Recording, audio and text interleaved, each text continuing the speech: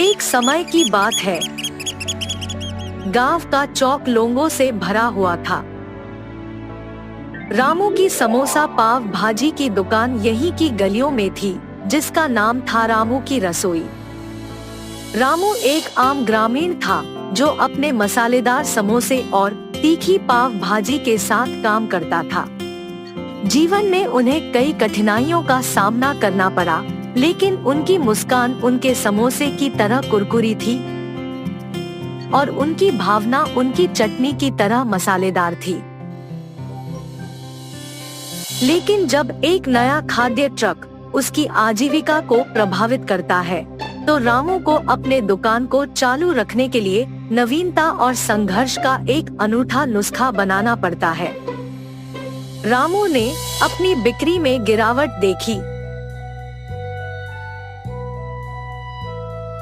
निराशा घर कर लेती है, जिससे उनके जुनून की लौ बुझने का खतरा पैदा हो जाता है।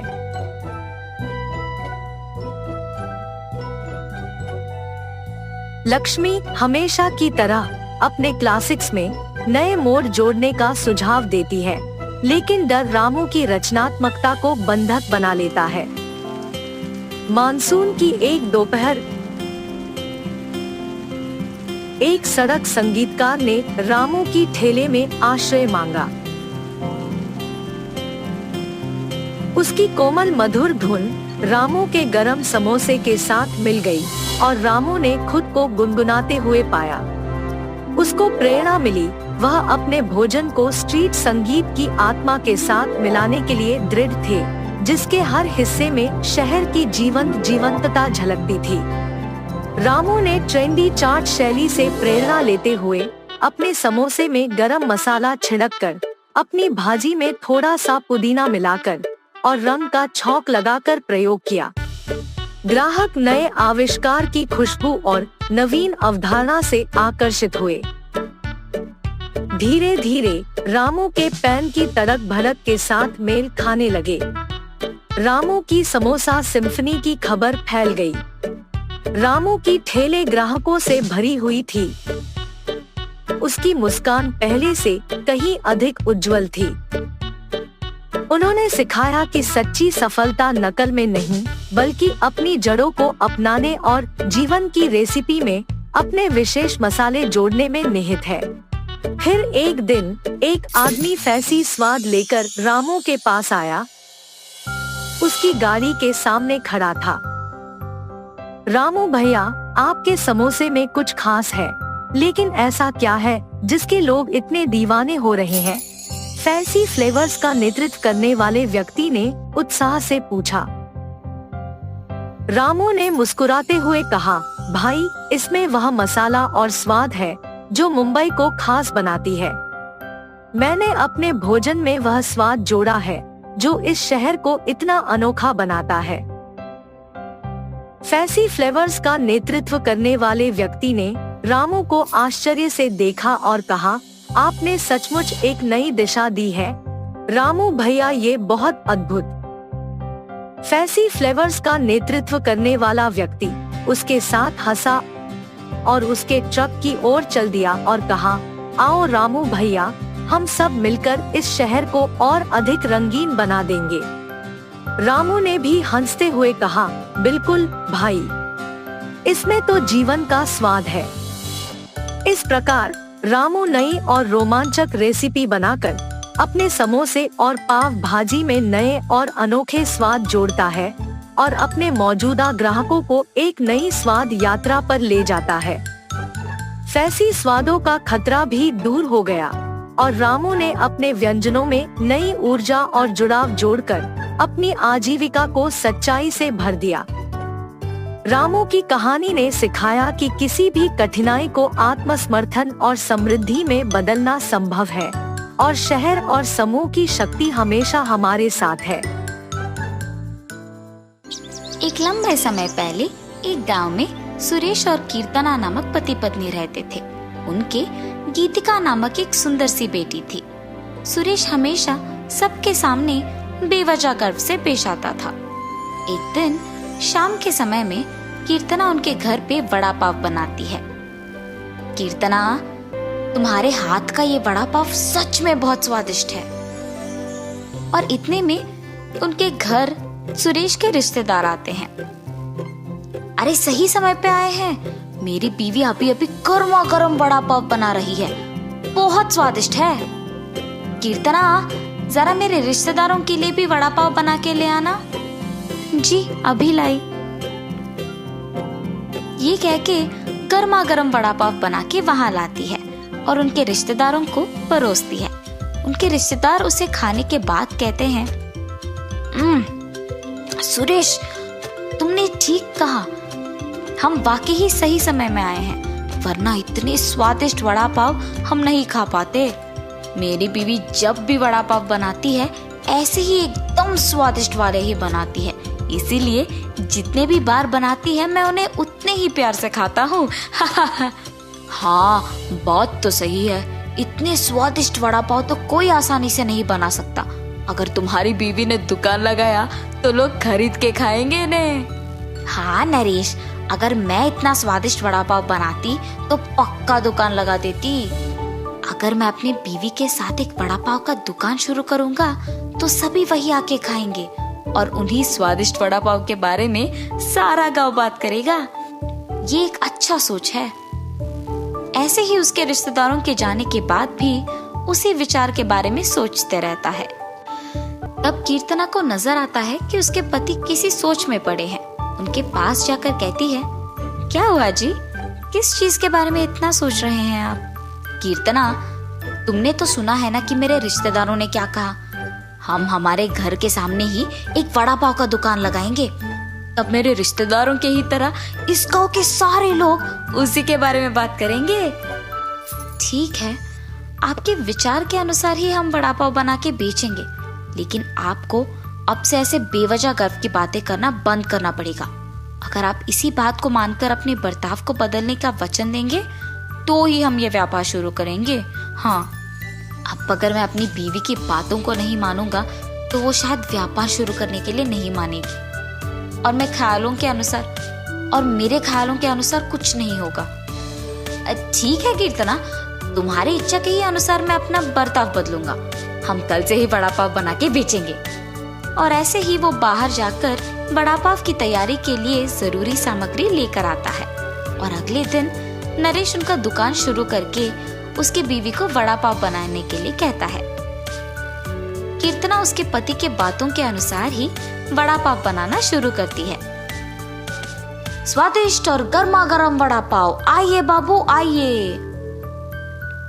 ऐसे जोर जोर से चिल्लाने के कारण उस तरफ जाते हुए सारे लोग आकर्षित होकर उसके दुकान आते हैं और वड़ा पाव लेके उन्हें खाने लगते हैं। सुरेश, वड़ा पाव तो बहुत गर्म और स्वादिष्ट है। हाँ, अब तक मैंने इतने स्वादिष्ट वड़ा पाव कहीं नहीं खाया है। हाँ, मेरी पत्नी बहुत अच्छा वड़ा पाव बनाती है, उसकी तरह तो और कोई नहीं बना सकता है। ऐसे उनको वड़ा पाव देकर उनसे पैसे लेता है। उस रात को जब बैठ के वो आए हुए पैसों की गिनती करने लगते हैं तो कीर्तना कहती है, अरे वाह, पहले ही दिन हमें लाभ आया है जी। निवेश के पैसों से ज्यादा पैसे तो हमने कमाया है। क्या सच में? अगर हमने ऐसे ही इसे बरकरार रखा ना तो जल्द ही हमारा बहुत बड़ा व्यापार बन जाएगा कीर्तना। हाँ, आप सही कह रहे हैं।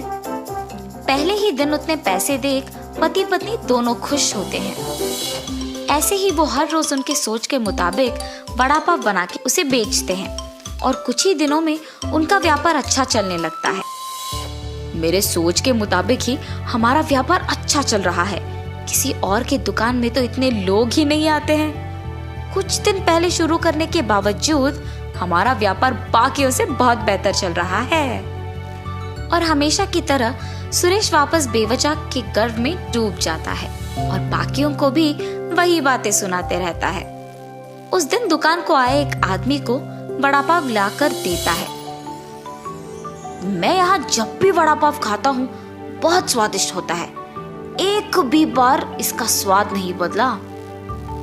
हाँ हाँ, आपने सही कहा, मेरी बीवी बहुत अच्छा वड़ा पाव बनाती है। नया व्यापार होने के बावजूद बाकियों से हमारा बहुत अच्छा चल रहा है। हाँ। ऐसे ही वहाँ मौजूद सभी से बात करता है और ऐसे ही बात करते हुए वो उन लोगों से पैसे लेना भूल जाता है। उसके पैसे ना लेने के कारण सभी वहाँ आके उसकी गर्व की बातें सुनकर पैसे दिए बिना चले जाते थे। कुछ दिन बाद सबको जब सुरेश की कमजोरी का पता लग गया तो वो वड़ा पाव मंगा के उसे खा के पैसे देने के लिए उसके पास जाकर वड़ा पाव के बारे में बात करना शुरू करते थे। सुरेश उनकी बातों में पड़ के गर्व की बातें करता था और उनसे पैसे लेना भूल जाता था और कुछ देर बाद वो लोग वहाँ से पैसे दिए बिना चले जाते थे। सुरेश के इस बर्ताव के कारण उनके व्यापार में नुकसान होता है और अचानक उनके सपने टूट जाने पर पति पत्नी दोनों बहुत निराश होते हैं। कीर्तना, मुझे माफ करो, इस सब का कारण मैं हूँ। मेरे इस झूठे गर्व के कारण ही सबको मेरी कमजोरी का पता लग गया और उन्होंने उसका फायदा उठाया। इसीलिए हमें अब नुकसान भुगतना पड़ रहा है। ऐसे कह के बहुत दुखी होता है। आपको अपनी गलती का एहसास हो गया, बस ये काफी है। अब से हम हमारा व्यापार ढंग से चलाएंगे। ठीक है कीर्तना। और तब से पति पत्नी दोनों उनका वड़ा पाव का व्यापार बहुत अच्छे से चलाते हुए खुश रहते हैं। विष्णुपुर नामक एक गांव में वीरेश और गृहा नामक दो अच्छे दोस्त अपने परिवार के साथ रहते थे। दोनों बचपन से बहुत अच्छे दोस्त होने के नाते उनके दोस्ती के भरोसे पे एक लस्सी का व्यापार शुरू करके उसे चलाते हैं। हर रोज वीरेश और गृहन दोनों साथ में उनके लस्सी के दुकान को जाते थे और आते ही दुकान को साफ करके भगवान की पूजा करके लस्सी बनाना शुरू कर देते थे। इनके लस्सी के तैयारी के लिए हर रोज शाम को लीलावती नामक एक बूढ़ी औरत इन्हें दही देने दुकान आया करती थी। और बेटा, व्यापार कैसे चल रहा है? बहुत अच्छा चल रहा है दादी। आपकी इतनी उम्र आने के बाद भी इतना काम करने की क्या जरूरत है दादी? मेरी तो सिर्फ उम्र बढ़ रही है बेटा, शरीर का ताकत तो अब भी जवान है।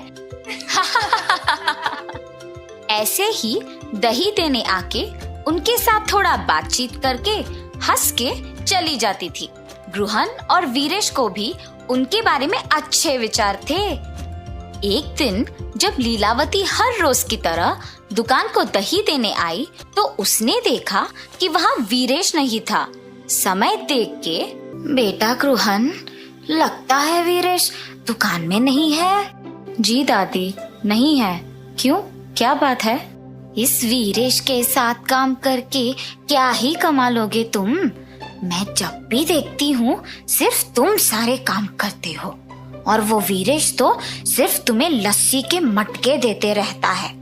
ज्यादा काम करने वाले को ही ज्यादा लाभ मिलना चाहिए। ये बात मैं तुम्हें बहुत दिनों से बताने की सोच रही थी।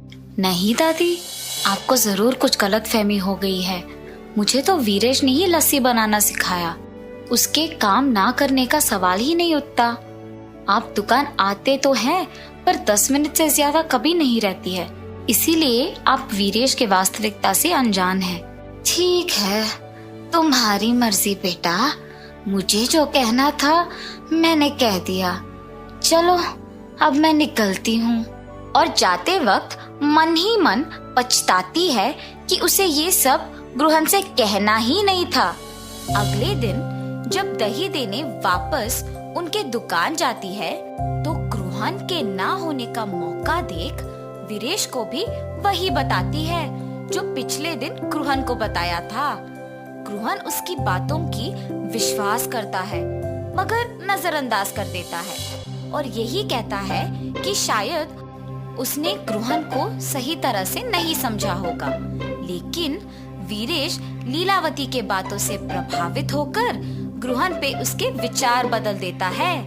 अब ये दोनों दो अलग दुकान खोलेंगे और मुझे ज्यादा दही बेचने को मिलेगा।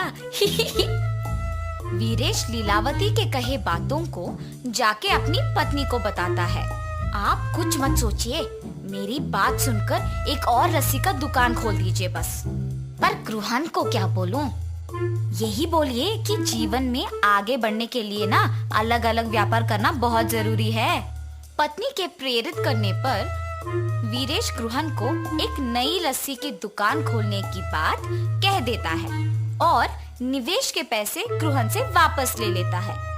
वीरेश के काम में और निर्णय में रुकावट ना बने, इसीलिए गृहन उसे कुछ नहीं कह पाता और वीरेश के दूर होने पर बहुत दुख होता है। गृहन को दुखी होते देख उसकी पत्नी, आपको ऐसे दुखी देख मुझे अच्छा नहीं लग रहा है जी। आपको अपने मन को ये कह के संभालना होगा कि वीरेश जी की स्थितियों ने शायद उन्हें ऐसे करने पर मजबूर किया होगा। वही तो मुझसे नहीं हो पा रहा और ऐसे अशांत मन से आप क्या ही व्यापार चलाएंगे। ठीक है, एक काम कीजिए, हमारे गांव में मेरे चाचा राधे नामक एक लस्सी दुकान चलाते हैं जो बहुत ही प्रसिद्ध है। वहाँ बहुत प्रकार के लस्सी बनते हैं। वहाँ जाके आप भी अलग प्रकार के लस्सी बनाना सीखिए। आपका ध्यान इस बात से हटेगा और व्यापार में भी वृद्धि होगा। सही बात है, वही करूँगा। ऐसे गृहन 6 गांव बाद वाले भीष्मा नगर में अपने रिश्तेदार के घर जाता है। अरे बेटा गृहन, कैसे हो तुम? तुम्हारी पत्नी कैसी है और तुम्हारा व्यापार कैसे चल रहा है? सब कुछ ठीक है मामा जी। आपके दुकान के अलग प्रकार के लस्सी आसपास के सारे गांव में बहुत प्रसिद्ध है, इसीलिए मैं भी उसे स्वाद करने आया। हाँ, 12 प्रकार के लस्सी है। तुम्हें जो चाहिए वो पी लो बेटा। चलो चलो जाएंगे। और चाचा जी गृहन को उनके लस्सी का दुकान लेके जाते हैं। वहाँ पे लोगों की भीड़ लगी होती है। टिकट खरीद के लाइन में खड़ा होके इंतजार करने के बाद उन्हें लस्सी मिलती थी। ये सब गृहन को बहुत नया और अलग लगता है। और दुकान के अंदर जाने के बाद वहाँ पे अलग तरह के लस्सी बनते हुए और बनाने का तरीका देख गृहन भी वहाँ के कार्मिक के साथ लस्सी मिलाता है। और ऐसे ही जितने भी दिन उस गांव में रहता है, गृहन अलग प्रकार के लस्सी बनाना सीख लेता है। वापस गांव आने के बाद गृहन उसके दुकान में अलग तरह के लस्सी बनाना शुरू कर देता है। वो उसके दुकान के सामने लस्सी के रंगीले चित्र बनवाता है ताकि ग्रामीणों को पता चले कि गृहन के दुकान में विभिन्न प्रकार के लस्सी मिलते हैं, और उसके नाम भी लिखवाता है। वहाँ से गुजरते हुए ग्रामीण उसे देख आश्चर्यचकित होके उसे पढ़ते हैं। इंडियन लस्सी, पंजाबी लस्सी, आम की लस्सी, नमकीला लस्सी, मीठा लस्सी, मलाई लस्सी, केले का लस्सी, मसाला लस्सी, केसर की लस्सी, चॉकलेट लस्सी, गुलाब लस्सी। ऐसे नए नाम और रंगीले चित्र देख गांव वाले भी उन नए तरह के लस्सियों को स्वाद करने आते हैं। गृहन, कुछ विशेष बात है? इतने प्रकार के लस्सी, जरा मसाला लस्सी देना। और ऐसे मसाला लस्सी पी लेता है। अरे वाह, बहुत ही स्वादिष्ट है गृहन, जरा एक और देना। ऐसे बहुत लोग गृहन के दुकान पे उपलब्ध उन लस्सियों के प्रशंसक बन जाते हैं और गृहन को अच्छा आमदनी भी मिलता है। गांव में लस्सी वाला तो सिर्फ गृहन को ही मानते थे, मगर दूसरी तरफ वीरेश के द्वारा निर्मित लस्सी का दुकान गृहन के अलग तरह के लस्सियों की तुलना में फीकी पड़ गई थी और उसे कोई आमदनी नहीं मिल रहा था। और ऐसे वीरेश को अपने गलती का एहसास होता है और वो वापस गृहन को जाके पूछता है, क्या हम वापस साथ में व्यापार कर सकते हैं? और गृहन बिना कुछ सोचे पूछे खुशी खुशी हाँ कर देता है। उसी समय लीलावती वहाँ दही देने आती है। ये क्या है गृहन, तुम्हारे दुकान में वीरेश है? जिस व्यापार के लिए तुम्हें छोड़ दिया था, इसे तो वहाँ होना चाहिए ना। ये दुकान सिर्फ मेरा नहीं बल्कि वीरेश का भी है। तुम्हारे बातों से प्रभावित होके मैंने अपने बचपन के दोस्त को दुख पहुंचाया। अगर अगली बार मुझे पता लगा कि तुम ऐसे काम कर रही हो तो तुम्हारी उम्र की भी इज्जत नहीं करूंगा। वीरेश की बातें सुन के लीलावती डर के मारे वहां से चली जाती है और गृहन वीरेश की बातों पे हंसता है। ऐसे वो बिछड़े हुए दोस्त वापस मिल जाते हैं और खुशी से अपना व्यापार चलाते हैं। एक समय की बात है, गांव की गलियों में जब बातें फैली तो एक नाम जो सभी की जुबान पर होता था वो था कमला। गांव के लोग उसे लालची शहद वाली के नाम से भी जानते थे। कमला गांव में एक पुरानी और अकेली महिला थी जिनकी बुढ़ापे में लालसा बढ़ गई थी और वह बाजार में अपने खुद के शहद का कारोबार करने लगी थी। गांव की चौपड़ में रोज भीड़ लगी रहती थी क्योंकि यहाँ की सड़क गांव की व्यापारी जिंदगी की गति दिखाती थी। रोजाना यहाँ विभिन्न विक्रेताओं और खरीदारों का आना जाना रहता था। लोग अपने अपने उत्पादों को बेचने की कोशिश में लगे रहते थे।